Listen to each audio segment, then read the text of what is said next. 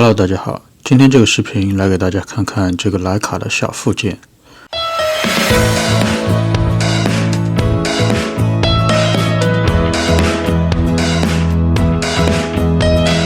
这个眼镜和一般的眼镜版镜头不同，它是一个带眼镜的镜摄接环。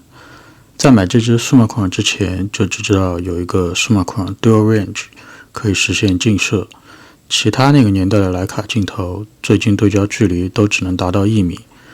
其实很多朋友可能不知道，徕卡还有一系列的附件，可以让很多50毫米镜头实现镜摄的功能。我手上的这个附件就可以用在很多的镜头，比如说像伸缩的数码框 Rigid， 还有 2.8 的 Elmar。徕卡还给它起了一个非常奇怪的名字 Zoom Key。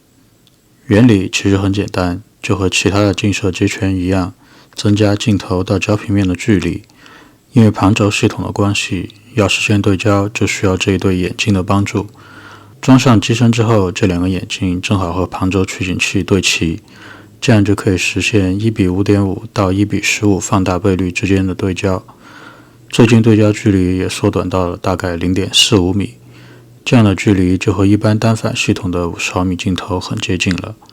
可以看到这个附件的背面是 M 卡口，对应机身，正面是一个比 M 卡口小一圈的卡口，对应的是镜头收缩之后后组镜片上这个卡扣。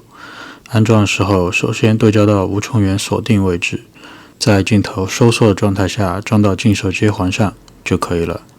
这个圆环是为数码框 Rigid 设计的，把这个小1号的卡口变成一个螺口来转接镜头的前组。转接之后的画质还是不错的，我个人是看不出有什么变化。好，今天的视频就先到这儿，喜欢的朋友不要忘记订阅、评论、点赞，那我们下次再见，拜拜。